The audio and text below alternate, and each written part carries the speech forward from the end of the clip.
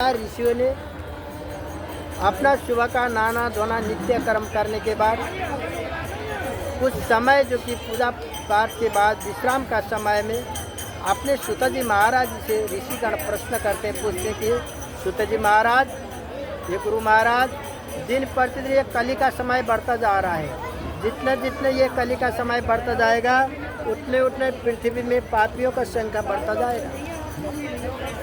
और जो कि ये तो कली का अभी तो 5200 साल व्यतीत हो रहा है, 5200 मतलब 52 साल व्यतीत हो रहा है। ये जो कि कली का जो कि 16,000 साल व्यतीत होना है, ये कली का प्रारंभ है। कली का प्रारंभ में पृथ्वी में इतने जो कि पाप हिंसा हत्या आतंक बढ़ता जा रहा है। इसीलिए प्रभु इस कली में किसी के पास ज़्यादा समय नहीं है।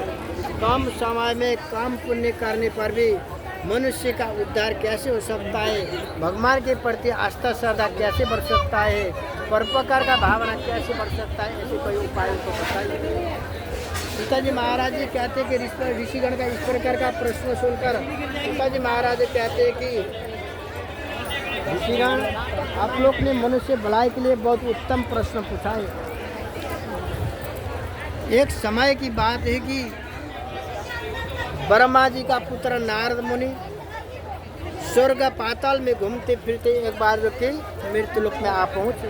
अब वो जो कि सूत जी महाराज ऋषिगण को कथा बताते हैं कि नारद मुनि आ पहुँचे।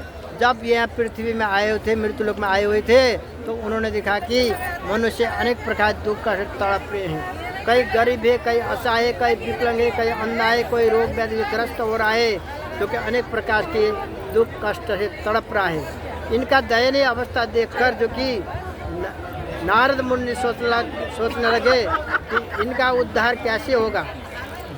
इनका सोच विचार करते कि उन्हें सोचने लगे ये धरती में इनका उद्धार करने वाला कोई नहीं है। परमपिता जनार्दन श्री सत्यनारायण भगवान जी ही इनका उद्धार कर सकते हैं। ऐसे विचार बनाकर अपना एकतारी बाजा बजाते बजाते श्रीमन नारायण नारायण करते करते विष्णुधाम को चले गए। जब विष्णुधाम में चले गए, वहाँ पे श्री सत्यनारायण भगवान जी शंख चक्र गदा पद्म और वनमाला पहने हुए श्री सत्यनारायण भगवान जी अपने सिंहासन पर विराजमान थे।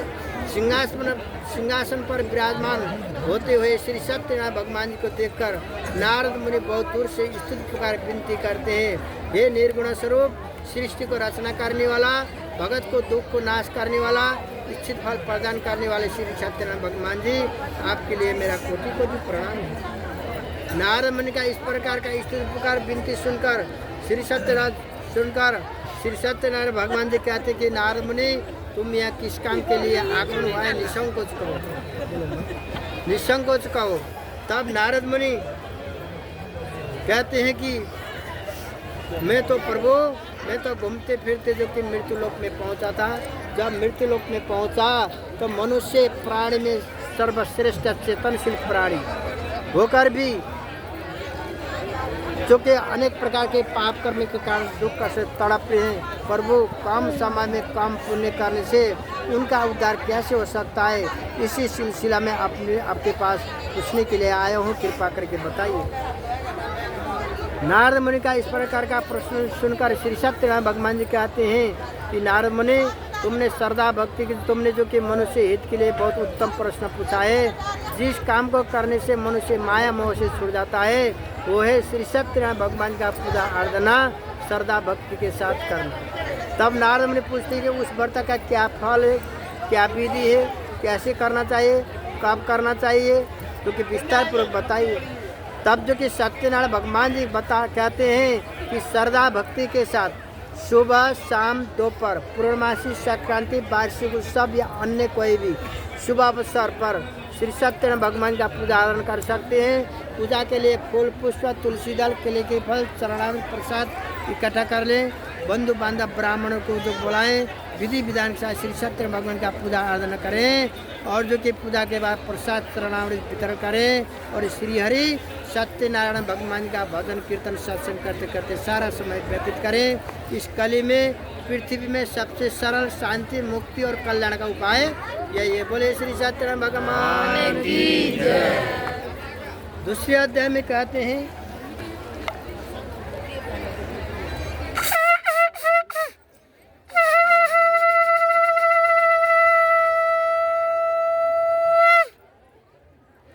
अध्याय में कहते हैं कि ऋषिगण ने सूता जी महाराज जी से फिर प्रश्न करते हैं कि सूता जी महाराज, सबसे पहले इस बार तो किसने किया है वो हम सुनना चाहते हैं। तब सूता जी महाराज जी कहते हैं, ऋषिगण आप लोग ध्यानपूर्वक सुन लीजिए। भारत के पूर्व में काशीपुरी नगर में एक गरीब ब्राह्मण रहता था। वो जो कि अपने पेट पालने के लिए भिक्षा के लिए फिरिया करता था, नगर में फिरिया करता था, रोज जो कि भटकिया करता था। एक दिन जो कि ब्राह्मण से प्यार करने वाले श्री सत्यनारायण भगवान जी ने गरीब ब्राह्मण को तड़पते हुए भटकते हुए देखकर एक दिन जो कि श्री सत्यनारायण भगवान जी ने जोगी का रूप धारण करके ब्राह्मण के पास जाकर जो कि प्रश्न कर पूछते कि ब्राह्मण देव, रोज दुखी होकर पृथ्वी में भटकते रहते हो, क्या कारण है? तब गरीब ब्राह्मण कहता है कि हे साधु महाराज, मैं तो गरीब ब्राह्मण अपने पेट पालने के लिए भिक्षा के लिए फिरता हूँ, ये गरीबी दरिद्र से बचने का कोई उपाय हो तो बताइए। तब जो कि सत्यनारायण भगवान जी जो साधु रूप में आए थे कहते हैं कि ब्राह्मण देव, तुम श्रद्धा भक्ति के साथ श्री सत्यनारायण भगवान जी का पूजा आराधना करो, जिससे तुम्हारा एक गरीबी दरिद्र से मुक्ति मिलेगा। फिर जो कि साधु का मुख से पूजा का विधि सुनकर ब्राह्मण जो कि अपने घर में चला गया। घर में जाकर श्री खाना पीना जो जली तुम्बा में लिया था बना के खा लिया। सोने से पहले उसने संकल्प ले लिया कि कल ग्राम में भिक्षा में जितना भी धन दौलत मिलेगा उससे मैं श्री सत्यनारायण भगवान का पूजा आराधना करूँगा, भोग प्रसाद लगाऊंगा। ये संकल्प लेकर सो गया। सवेर होता है जैसे रोज निकलता था उसी तरह अपना झोली तुम्बा लेकर भगवान का नाम जपते जपते भिक्षा के लिए निकल गया। भगवान का कृपा उस दिन ऐसे हो गई कि संकल्प करके निकल गया था। निकल गए, उस घर से निकलते उसको बहुत ज़्यादा धन संपत्ति भिक्षा मिल गया। मानो उस दिन तो उसकी झोली भी छोटी पड़ गई। दिन भर भटकना पड़ता था, झोली भर नहीं जाता था। उस दिन तो घर से निकलता झोली भर गई, जो उसके जो कि 50 किलो मिल गया, 20 किलो को था ही रहा। 20 किलो जो किस्मत में जितना उतना ही तो मिलता है, 50 किलो मिलने पर 20 किलो लेके आया। इसलिए हमने अपने जो कि भाग्य में, अपने किस्मत में जो कि विश्वास करना चाहिए। अपने किस्मत में जितने हो उतने मिलता है, नहीं तो लाखों लाख कोशिश करो तब भी अपने जो कि भाग्य से ज़्यादा मिलता नहीं, समय से पहले और किस्मत से ज़्यादा कभी नहीं मिलता। तब जो कि ब्राह्मण जो कि भिक्षा लेके घर में आ गया। घर में आकर श्री सत्यनारायण भगवान जी की पूजा के लिए फूल पुष्प तुलसी दल केले के फल प्रसाद में इकट्ठा कर लिया। बंधु बांधव ब्राह्मण को बुलाकर विधि विधान के साथ श्री सत्यनारायण भगवान जी का पूजा आराधना किया। उस पूजा का प्रभाव से गरीब ब्राह्मण भी धन दौलत से युक्त होकर समस्त जीवन में सुख होकर अंत में विष्णु धाम को चले गए। बोले श्री सत्यनारायण भगवान की जय। पुनः इसी दूसरे अध्याय में फिर भी कहते हैं कि सूता जी महाराज जी से ऋषिगण फिर भी पूछते हैं, प्रश्न करते कि सूता जी महाराज, इस ब्राह्मण से सुनकर और किस किस ने ये व्रत किया है वो भी हम सुनना चाहते हैं। तो सूता जी महाराज जी बताते हैं क्योंकि एक गरीब ब्राह्मण रहता था। अपने जो कि एक जो गरीब लकड़हार था, अपने जो कि रोज़ लकड़ी बेचकर अपना गुजारा किया करता था, अपना बाल बच्चे को पालन पोषण किया करता था। एक समय बैसाख जेठ महीने का गर्मी का समय था। अपने सिर पर लकड़ी धरकर जहाँ धनवान लोग रहते हैं उस नगर की तरफ लकड़ी बेचने के चले गया। दिन भर जो भटक गया लकड़ी पिका में, भूख और प्यास से बेचैन हो गया। उसने सोचा कि भोजन तक कहाँ मिले या न मिले, पानी तो जरूर मिलेगा। इस विचार करके जो कि प्यासी लकड़हार जो कि एक ब्राह्मण की जो कि नगर की तरफ प्रस्थान किया। जो कि एक ब्राह्मण के हवेली के पास पहुंच गया। लकड़ी बाहर धरकर अंदर पानी पीने की इच्छा से अंदर घुस गया। तो वहाँ पे श्री सत्यनारायण भगवान जी का कथा पूजा चल रहा था। वो भी जो कि वहीं बैठ गया, कथा सुना। प्रसाद चढ़ामृत लेकर निकलने से पहले जो कि लकड़हार कहता है कि ब्राह्मण देव, ये कौन सी भगवान का पूजा हो जा रहा है? कथा तो सुनने में मेरे को भी बहुत अच्छा लगा, परंतु ये करने से क्या लाभ होता है, कृपा करके बताइए। तब जो कि ब्राह्मण देव कहते हैं कि हे लकड़हार, ये तो महाशक्तिवान श्री सत्यनारायण भगवान का पूजन किया जा रहा है। इनकी कृपा से तो मेरा गाड़ी घोड़ा धन दौलत पुत्र पौत्र आदि और मेरा सुंदर देह भी इनकी कृपा से प्राप्त हुआ है। तब ब्राह्मण देव का मुख से पूजा का विधि सुनकर प्रसाद ग्रहण लेने के बाद लकड़हार जो का अपने घर में चले गया। घर में जाकर उसने जो कि अपना खाना पीना खा लिया। सोने से पहले उसने संकल्प ले लिया कि कल ग्राम में लकड़ी बेचने से जितना भी जो कि धन दौलत मिलेगा उससे मैं श्री सत्यनारायण भगवान का पूजा आराधना करूँगा, भोग प्रसाद लगाऊंगा। ये संकल्प लेकर सो गया। सवेर होता है जैसे रोज निकलता था उसी तरह अपने सिर पर लकड़ी धरकर जहाँ धनवान लोग रहते हैं उस नगर को लकड़ी बेचने के लिए चला गया। भगवान की कृपा से उस दिन उसको घर से निकलता है लकड़ी बिक गया, वो भी 100 गुना ज़्यादा धन दौलत मिल गया। एक धनाढ़ सेठ मिल गया। सेठ के हृदय में भगवान ने दया भाव उत्पन्न कर दिया कि भगवान का पूजा पाठ का संकल्प लेकर निकल गया था। दया भाव उत्पन्न करके भगवान ने ऐसे विचार बना दिया कि एक सेठ को जो कि उसको 100 गुना ज़्यादा धन दौलत दे। ले लकड़हार तू भी गरीब है, अपने बच्चे के पालन पोषण के खातिर तो ये जो कि गर्मी में पसीना पसीना होकर कष्ट उठा रहा है, इतना बोझा उठा रहा है। भगवान मेरे को 4 हाथ से दे रहे हैं, 2 हाथ से जितना मर्जी दान पुण्य करूं, 2 हाथ का बच ही जाता है। ले टकड़ा खुश जा तो दुखे तेरा 100 गुना धन दौलत ले खुश हो जा। उसको दुखे 100 गुना धन दौलत मिल गया। घर से निकलता है, दिन भर भटकना नहीं करता। अगर लकड़ी न बिकता हो तो उस दिन उसका घर का चूल्हा जलने वाला नहीं था, बच्चे में भूखे सोना पड़ता था। परंतु भगवान का कृपा हो गई, संकल्प करके निकलते उसको जो कि लकड़ी भी बिक गया, वो 100 गुना ज़्यादा धन दौलत में बहुत प्रसन्न होकर घर में आ गया। घर में आकर श्री सत्यनारायण भगवान जी के लिए पूजा के लिए फूल पुष्प तुलसी के लिए प्रसाद चरणामृत इकट्ठा कर लिया। बंधु बांधव ब्राह्मण को सबको बुलाया, विधि विधान के साथ श्री सत्यनारायण भगवान का पूजा आराधना किया। उस पूजा का प्रभाव से गरीब लकड़हार भी भगवान की कृपा से धन दौलत से युक्त होकर समस्त जीवन का सुख पाकर अंत में सारा अपने परिवार सहित स्वर्ग धाम को चले गए। बोले श्री सत्यनारायण भगवान की जय। तीसरे अध्याय में कहते हैं कि एक बहुत धर्मात्मी राजा था, उनका मुख्य नाम का राजा। रानी भी पतिव्रती और धर्मशील थी, सत्यवती थी। राज दरबार में एक ही दुख था कि पूर्व जन्म का पाप का प्रायश्चित न होने कारण इस जन्म में राज दरबार में राजा रानी का कोई संतान प्राप्त नहीं हुआ था। जिस घर में संतान की प्राप्ति होती है वो घर जो कि प्रकाशमय होता है, नहीं तो जिस घर में संतान पुत्र पुत्री प्राप्त न हो वो घर में जितना हीरा मोती सोना चांदी से जुड़ी हुई हो, जुदल्य मान हो, प्रकाशमय हो, तब भी जब तक ये हृदय का जोत प्रज्वलित नहीं होता तब तक जो कि वो घर दरबार मन अंधकार ही रहता है। जिस घर में संतान की प्राप्ति हो गया वो अंदर का जोत प्रज्वलित होता है, मन खुश हो जाता है, तब जो कि हृदय में प्रकाशमय होता है और जो कि घर भी शहर में नगर में भी प्रकाशमय आनंदमय होता है। इसलिए राजा रानी का कोई संतान नहीं था। संतान न होने के कारण राजा रानी बहुत दुखी रहते थे। माँ जी अभी बोलो मत, ना बोलो नहीं, अभी मेरे डिस्टर्ब हो रहा है, मैं भूल जाता हूँ। इतने बैठे सुन रहे कथा, सुनो 10 मिनट का टाइम है। तो जो कि राजा रानी पूर्वजन्म का पाप की प्रायश्चित न होने के कारण इस जन्म में उनका कोई संतान नहीं था। संतान न होने के कारण राजा रानी एक दिन उन्होंने विचार बनाया कि श्री सत्यनारायण भगवान जी तो सबको मनचाहा फल प्रदान करने वाले हैं, हम भी भगवान से अर्जी लगाते हैं संतान प्राप्ति के लिए कामना करते हुए। ऐसे जो कि विचार बनाकर भद्रशिला नदी के तट पर जाकर श्री सत्यनारायण भगवान का कथा पूजा करने लगे। जैसे हम आज गंगा जी में आकर कथा पूजा कर रहे हैं, वैसे राधा रानी ने भी भद्रशिला नदी के गंगा जी के तट पर जाकर श्री सत्यनारायण भगवान का पूजन की तैयारी करने लगे।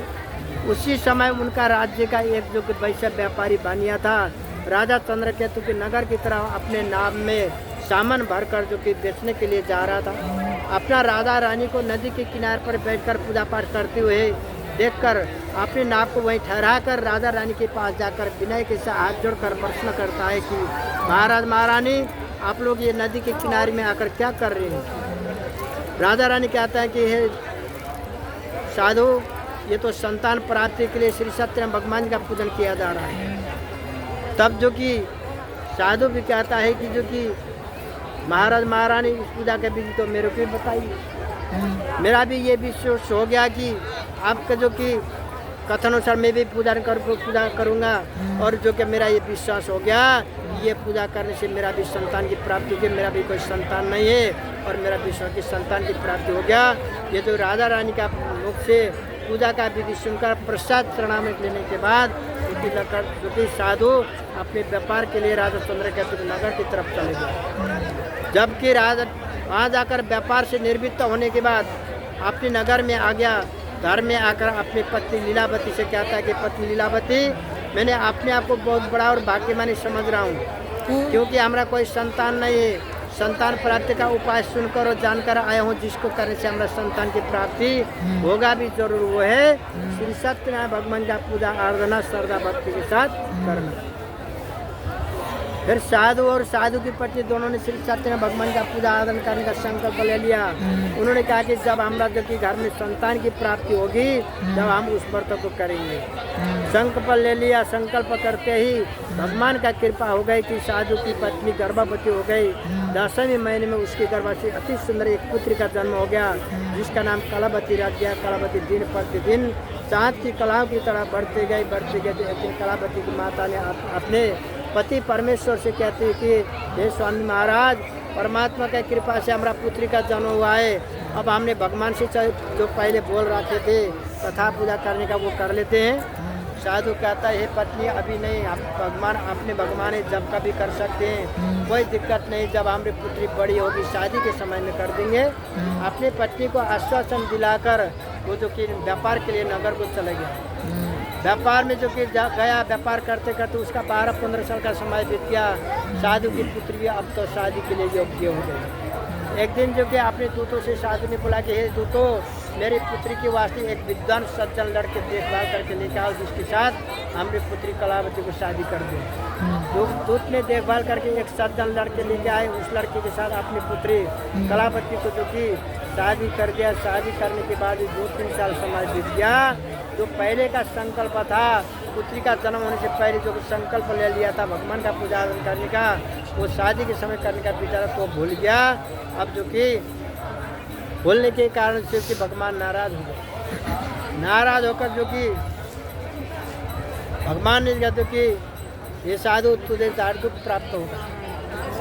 भगवान का लाठी का आवाज़ नहीं होता, भगवान तो वैसे पटक देते हैं, इसलिए ये देह का गर्व नहीं करना चाहिए। धन का, मन का, बल का, ताकत का कोई गर्व नहीं करना चाहिए। कहते हैं क्यों गर्व करे इस काया का, क्यों गर्व करे इस काया का, क्या बनेगा बंदे इस माया का, क्या बनेगा बंदे इस माया का। जहाँ पे जमेगी दुख हरी हरी हरी बोलो मेरी रसना, हरी हरी हरी बोलो मेरे रसना, हरी हरी हरी बोलो मेरे रसना, हरी हरी। ये मधु तलने को आएंगे, ये मधु तलने को आएंगे, भजन का कोड़ी तोड़ दाएंगे, भजन का कोड़ी तोड़ जाएंगे, तोड़ेंगे भजन का कड़ी कड़ी। हरि बोलो मेरी रसना, हरी हरी हरि बोलो मेरे रसना, हरी हरी। जो राम नाम अपनाते हैं, जो राम नाम अपनाते हैं, वो बाबा सागर तर जाते हैं, वो भव सागर से जाते हैं। मिल जाएगी हरि की नगरी, हरि बोलो मेरे राम, हरि हरि हरि बोलो मेरे रसना, हरि हरि हरि बोलो मेरे रसना, हरि हरि। ये तरह का अभिमान नहीं करना चाहिए। धन का, दौलत का, बल का, ताकत का अभिमान नहीं करना चाहिए। ये तो कुछ समय की क्षण भंगुर है। ये शरीर मिट्टी समान है, जो कि मिट्टी में मिट्टी मिल जाता है। पंचो तत्व जब शरीर से निकलता है, जल वायु आकाश अग्नि अपने अपने जो कि स्थान में जाकर विलीन होता है। ये मिट्टी है, इसमें तो हरी हरी दूब घास जमेगा और कोई काम में नहीं आएगा। इसीलिए अभिमान को त्याग कर जो कि हमेशा जो कि श्रद्धा भक्ति से परोपकार का भावना करना चाहिए, भगवान के प्रति आस्था रखना चाहिए। यही जो कि हमारे साथ जाता है, नहीं तो हमारे साथ कुछ भी नहीं जाता, ये शरीर भी नहीं जाता। धन दौलत, भाई बंधु मित्र जन, घर मकान फैक्ट्री बिजनेस हमने सब त्याग के जाना। भाई बंधु समर्थन तक जाएंगे, उसके बाद पाप या पुण्य जो कर्म किया है वही साथ में जाएगा। इसलिए पाप को त्याग दो। अगर पुण्य कर नहीं सकते हो तो पाप मत करो, और दूसरे को भलाई कर नहीं सकते हो तो बुराई मत करो। इसीलिए जो कि धर्म का संचित करो, यही हमारे साथ जाते हैं। जबकि राजा चंद्रकेतु ये जो कि ऐसे श्राप दे कि साधु तुझे दाढ़ दुख प्राप्त होगा। भगवान के श्राप का जो कि साधु जो श्राप पड़ गया, और जो कि एक दिन राजा चंद्रकेतु के दरबार से साधु राजा का दरबार से राज का दो चोर ने धन चोरी करने का विचार बना दिया स्वयं भगवान ने। राज दरबार से धन चोरी करके भाग गए चोर ने। चोर को देखकर राजा का दूत पकड़ने के लिए पीछे पीछे जा रहे थे। पीछे से राजा का दूत पकड़ने के लिए आते हुए देखकर चोर ने घबराकर धन दौलत वहीं धर दिया, जहाँ जो कि दोनों ससुर और दामाद व्यापार के लिए डेरा जमा कर ठहरे हुए थे राजा चंद्रकेतु के नगर में। वहीं जो कि चोर ने सामान धर गए, चोर भाग गए। राजा के दूत पहुंच गए तो राजा के दूत ने राजा का धन दौलत देखकर पहचान लिया। इन दोनों निर्दोष निरपराधी को राजा के दूत ने पकड़ के लेके गए सामान के साथ राजा का चंद्रकेतु के दरबार में। जो कि उन्होंने हाथ बनती किया, हमने ये चोरी किया नहीं, हमारा धन दौलत भी नहीं, हमने देखा नहीं किसने धर रखा है। परंतु वहाँ कोई सुनने वाला नहीं था, क्योंकि वहाँ भगवान का जो कि श्राप पड़ गया था, जिसके कारण उनको जो कि झूठा इल्जाम लग गया। निर्दोष निरपराधी को जेल नेल भुगतना पड़ गया। राजा चंद्रकेतु ने इन दोनों निर्दोष निरपराधी को कठोर कारावास में बंद कर दिया। ये निर्दोष निरपराधी जेल में फंस गए। घर में कलावती लीलावती दोनों माँ बेटी भी बहुत दुखी रहने लगी। साधु के घर में इतना धन दौलत था कि 10वीं पीढ़ी तक के भी बिना कमाए भी खाने पीने का इतना धन दौलत इकट्ठा कर लिया था। परंतु भगवान के श्राप के कारण ये दोनों निर्दोष निरपराधी जेल में फंस गए, और इतना धन दौलत होते हुए भी कलावती लीलावती जो कि गरीबी की रेखा में आ गए। इतना धन दौलत होते हुए भी कोई धन चोरी करके ले गए, कोई आगजनी हो गया, अनेक तरह से सारा धन दौलत नष्ट भ्रष्ट हो गया। अब दोनों माँ बेटी के लिए सुबह शाम कुछ खाने का चीज़ भी नहीं रहा। एक दिन जो कि कलावती ने जो कि मध्याह्न में मम्मी से बिना पूछे बिना बताए अपना घर के दुर्दशा देखकर जो कि बिना बताए घर से निकल गई ब्राह्मण देव के पास जो कि चली गई। जाकर जो कि ब्राह्मण देव के पास पत्र आदि पूछने के लिए चली गई। ब्राह्मण देव श्री सत्यनारायण भगवान की कथा पूजा में व्यस्त थे, वो भी वहीं बैठे कथा सुनी, प्रसाद ग्रहण करके आई। रात हो गया, मम्मी के लिए प्रसाद चढ़ा ले उल्टे घर में आ गई तो माता ने डांट लगाई, बेटी तो दिन भर कहाँ रही थी? दोपहर को मेरे को बिना पूछे बिना बताए घर से निकली हुई थी, इतना रात करके आई है, तू जवानी अवस्था में है, तेरा पति साथ में नहीं है, तो कहाँ रही थी? आज अभी तक किसके साथ रही थी? तेरा विचार ठीक नहीं। माता ने बहुत डांट लगाई तो कलावती दुखी रहने लगी। तो जो कलावती कहने लगी, माँ ऐसे मेरा कोई गलत विचार नहीं है, मैं तो जो घर का दुर्दशा देखकर जो कि ब्राह्मण देव के पास पत्र आदि पूछने के लिए गई हुई थी। ब्राह्मण देव श्री सत्यनारायण भगवान की कथा पूजा में व्यस्त थे, मैं भी वहीं बैठी कथा सुनी, प्रसाद ग्रहण करके आई हूँ। आपके लिए भी श्री सत्यनारायण भगवान का प्रसाद ले आई हूँ, इसको स्वीकार करो। बेटी का इस प्रकार का वचन सुनकर माता को गलानी प्रस्ताव हो गया कि मैंने अपनी पुत्री के प्रति गलत सोच विचार कर रखे थी, परंतु ये था आपने जो कि भगवान की जो कि पूजा पाठ में थी, मेरी गलती हो गई। बेटी तूने बहुत पुरानी बात याद दिला दी, प्रसाद चरण में देकर बहुत पुरानी बात याद दिला दी कि तेरा जन्म होने से पहले हमने भी भगवान का पूजा अर्चन करने का संकल्प ले लिया था, हमने उस समय नहीं किया। तेरा जो कि शादी के समय करने का विचार बनाया, तेरा शादी भी हो गया, शादी होने के बाद 3-4 साल बीत गया, क्योंकि आज तक हमने पूजा आराधना नहीं किया, हमने भूल गए। हो सकता है इसलिए भगवान नाराज हुए होंगे, इसलिए तेरा पिता और पति जबकि 2-3 महीने के लिए व्यापार के लिए गए हुए थे, 2-3 साल बीत गया, वापस भी नहीं आ रहे, कोई समाचार भी नहीं मिल रहा है, कहीं भूल फंस गई या क्या हो गई कोई समझ नहीं आ रहा है। और हमारे घर में इतना धन दौलत होते हुए भी आज हम कंगाल हो गए। आज तूने सबसे पहले तूने जो कि भगवान का प्रसाद देकर याद दिला दी, सवेरे होते ही मैंने वो जो कि वो संकल्प पूरा कर लेती हूँ। ऐसे विचार बनाकर जो कि दूसरे दिन सवेरे होते ही लीलावती ने श्री सत्यनारायण भगवान का पूजा के लिए फूल पुष्प तुलसी केले के फल प्रसाद चढ़ाना इकट्ठा कर ली। बंधु बांधव ब्राह्मण सबको बुलाकर विधि विधान के साथ श्री सत्यनारायण भगवान का पूजा अर्चना करी, और उसने अर्जी लगाई कि श्री सत्यनारायण भगवान जी आप मेरा पूजा से प्रसन्न हो जाइए, मेरे पति और दामाद जल्दी से जल्दी घर आ जावे, हम सबका अपराध क्षमा कर दो। उसका दिनयुक्त वचन सुनकर उसका जो कि संकल्प पूरा करते ही श्री सत्यनारायण भगवान जी स्वयं राजा चंद्रकेतु के दरबार में सपने में एक साधु के रूप में जाकर कहने लगे कि हे राजा चंद्रकेतु, तूने ये दोनों बंदी को चोर समझकर बंद करके रखा है। वास्तव में ये चोरी करने वाला चोर नहीं है, निर्दोष निरपराधी है। सवेरे होते ही छोड़ दो, नहीं तो तू भी कंगाल हो जाएगा। राजा सपने के आदम में डर गया। डर के मारे सवेरे होते ही दोनों बंदी को जेल से मुक्त करके बुलाया और कहने लगे कि महानुभाव, समय परिस्थिति अवस्था अनुसार ऐसे कठिन दुख भय प्राप्त हुआ है, अब कोई भय त्रास नहीं, आप लोग यहाँ से जा सकते हो। ये कहकर उनको नया नया वस्त्र आभूषण जितने भी उनका धन दौलत था उससे भी ज़्यादा धन दौलत देकर जेल से मुक्त कर दिया। ये अपने नगर की तरफ प्रस्थान किया। भले श्री सत्यनारायण भगवान की जय। चतुर्थ अध्याय में कहते हैं कि जेल से मुक्त होने के बाद जो कि ये फिर जो कि साधु और उसका दामाद अपने नगर की तरफ जो कि चले गए। जब जो कि नगर की तरफ जा रहे थे उसी समय जो कि गंगा तट में जो कि स्नान के लिए जो रुके हुए थे, उसी समय श्री सत्यनारायण भगवान जी, ये तो छलिया है, रूप बदलते रहते हैं। एक दिन सत्यनारायण भगवान जी स्वयं एक जो कि गरीब भिखारी का रूप धारण करके ब्राह्मण को जो कि परीक्षण के लिए चले गए, ये साधु अब भी सुधर गया या नहीं। परीक्षण के लिए चले गए और कहने लगे, हे साधु महाराज, तुम्हारा नाम में क्या है, धन दौलत है, 2-4 रुपया दे दो, मैं भी गरीब हूँ, कुछ खा लूँ।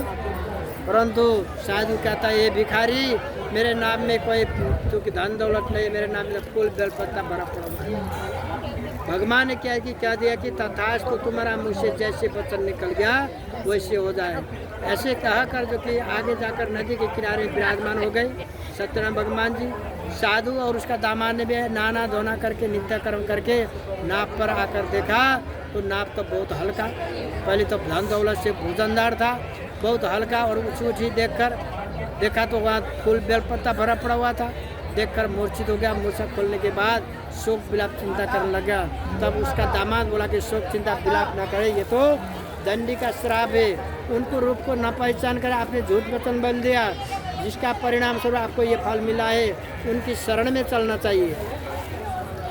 ऐसे जो कि फिर जो कि दंड बहुत शर्मिंदा होते हुए आगे दंडी के पास नदी के किनारे में चले गया साधु।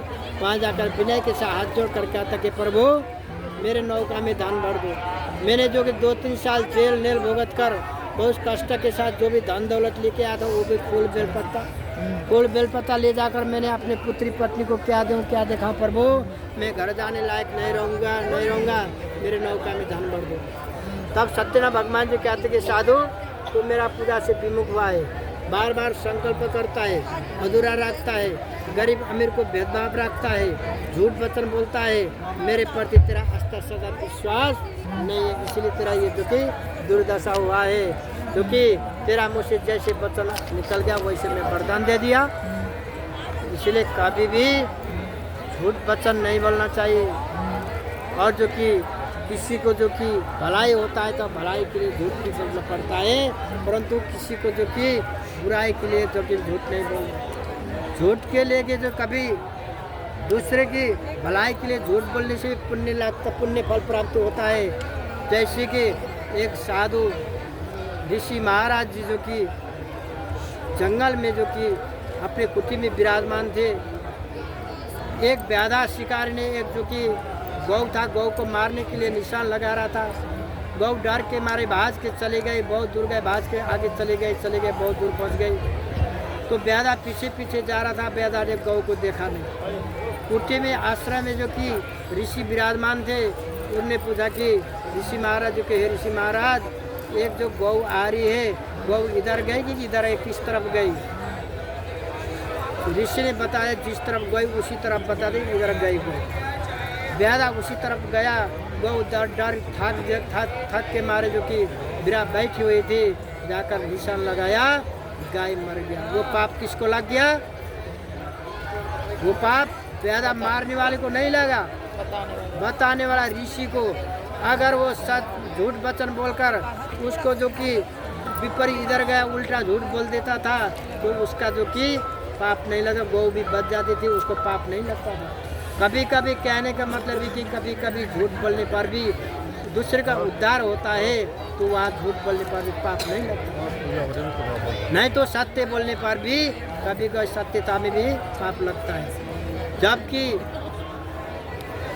अब जो कि आपने नाम जो कि श्री सत्यनारायण भगवान जी का भगवान ने कहा कि तेरा मुझसे जैसे वचन निकल गया वैसे वरदान फल मिल गया। फिर जो कि दंडी के पास जाकर जो कि विनय से हाथ जोड़ा, तब जो कि भगवान के पास जाकर भगवान का पूजा आराधना करके प्रसाद ग्रहण कर भगवान का कृपा प्राप्त करे। जब नाव पर आकर देखा नाव धन से परिपूर्ण हो गया, ये सत्य की बात थी। फिर धन से परिपूर्ण हो गया, बहुत प्रसन्न होकर भगवान का पूजा आराधना करते हुए ये अपने नगर की तरफ प्रस्थान किया। जब अपने नगर के नज़दीक पहुँचा तो जो क्या अपने दूतों को बोला, जाओ दूतों हमारे पुत्री पत्नी को बता दो, हम तो कई साल बाद घर में वापस आ रहे हैं, इस नगर में बता दो हमारे स्वागत के लिए आ जाएंगे। दूत ने जाकर समाचार दे दिया। उस समय कलावती लीलावती दोनों माँ बेटी श्री सत्यनारायण भगवान का पूजा आराधना में तैयारी थे। उसी समय दूत ने समाचार दे दिया कि तुम्हारा पति दामाद इस नगर में नजदीक आए। जबकि उस समय जो कि लीलावती ने कहने लगी, बेटी ये सत्यनारायण भगवान का पूजा चालू हो रहा है, तो ये पूजा पूरा करके प्रसाद करके आजना, तेरा पिता और पति इस नगर नजदीक आए, मैं उनके स्वागत के लिए जाती हूँ। परंतु माता जाने से पहले पूजा का विषय उत्तर कलावती पूजा का विषय उत्तर चले गई, प्रसाद को त्याग दी, भगवान का अपमान हो गया, पूजा अधूरा रह गया। जो कि अपने पति को दर्शन करने के लिए चली गई तो भगवान नाराज होकर उसका पति को पानी में छिपा दिया। अपने पति को ना देखने पर कलावती रोना चिल्लाना विलाप करने लगी, मूर्छित हो गई। मूर्छा खुलने के बाद बहुत सब विलाप चिंता कर रही थी। तब उसका जो कि पिता बोला कि हे प्रभु, साधु ने बोला कि हे प्रभु, मेरे या मेरे परिवार जो गलती भूली हो उसका क्षमा कर दो। तब उसका वचन उसका श्री सत्यनारायण भगवान जी आकाशवाणी से आवाज़ दिया थी कि साधु, मेरी पुत्री मेरा पूजा को प्रसाद को त्याग कर आई है, पूजा का विषय उसकर आई है। अगर ये घर में जाकर पूजा पूर्ण करके जब लौटेगी तब उसके पति को दर्शन मिल सकता था। कलावती पुनः आकाशवाणी के आधार में घर में चली गई। घर में जाकर श्री सत्यनारायण भगवान का पूजा अर्चन करके प्रसाद ग्रहण करके जब आ गई तब अपना पति को दर्शन मिल गया। फिर साधु का परिवार घर में जाकर हर महीना श्री सत्यनारायण भगवान का पूजा अर्चन करते हुए सांसारिक समस्त सुख होकर अंत में सारा परिवार से जो कि विष्णु धाम को चले गए। बोले श्री सत्यनारायण भगवान की जय। पांचों अध्याय में कहते हैं कि एक बहुत बड़ा अभिमानी राजा महाराज लिंगतुंग ध्वज का नाम का राजा था, अभिमानी राजा। एक दिन जो कि राजा सिपाही के साथ, राजा का काम शिकार करने का है, सिपाही का शिकार के लिए जंगल में चला गया। परंतु शिकार के पीछे करते करते दूध बहुत आगे पहुंच गए, राजा छूट गया। राजा ने सोचा अब ये घना जंगल में मैं तो अकेला हो गया, दूसरा वे कहाँ पहुंच गया घना जंगल में, मैं अब इस जंगल में किस तरफ जाऊँ, जानवर भी मेरे को परेशान कर सकते हैं। तो इससे आता मैं नगर को वापस चलता हूँ, तो बाद में नगर में आएंगे।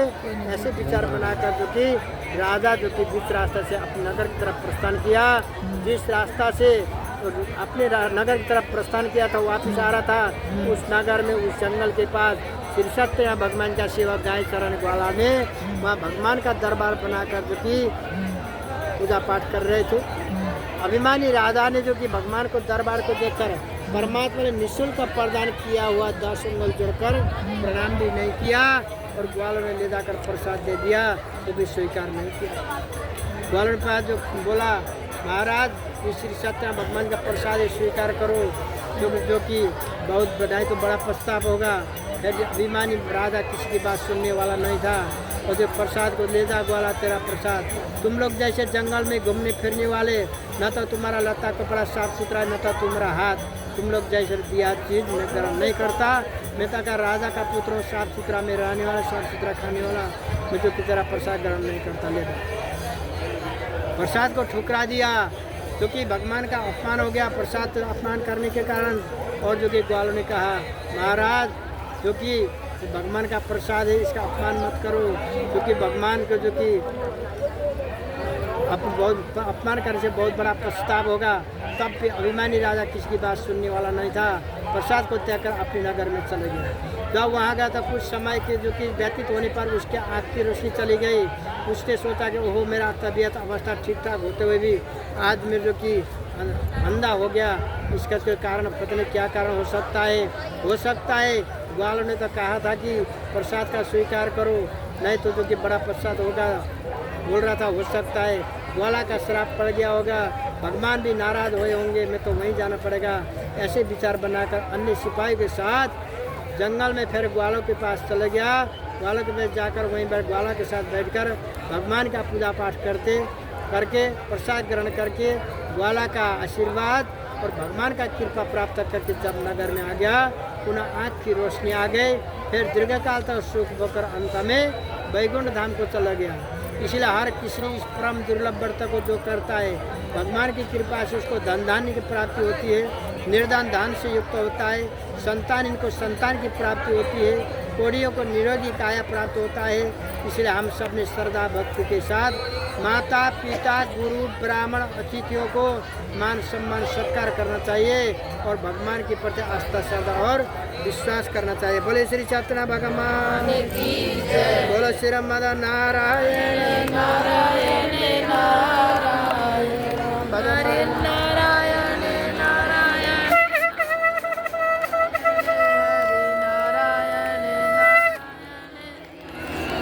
नारायण हरे हरे नारायण नारायण सत्य नारायण नारायण नारायण गंगा नारायण नारायण नारायण भद्री नारायण नारायण नारायण शंभु नारायण नारायण नारायण तुलसी नारायण नारायण नारायण भगवान की जय। ₹10 बाद में चढ़ा दियो, इसमें रख देना पैसे, श्री कृष्ण पैसे इसमें रख